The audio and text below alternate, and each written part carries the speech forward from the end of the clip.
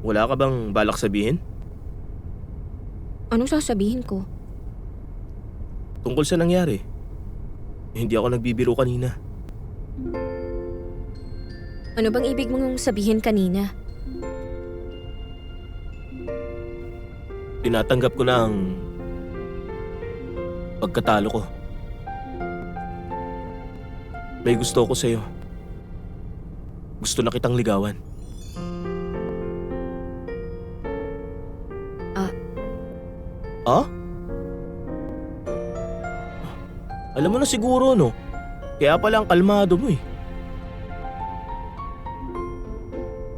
Paano na si Luz Chow? Ikaw kasi yung tinutukoy ko pero bringing up mo naman si Luz last time. Sinabi ko rin bang mag-swimming kayong dalawa? Ano? Oh, sige na, isip bata na ako. Masaya ka na ba? Pasensya ka na.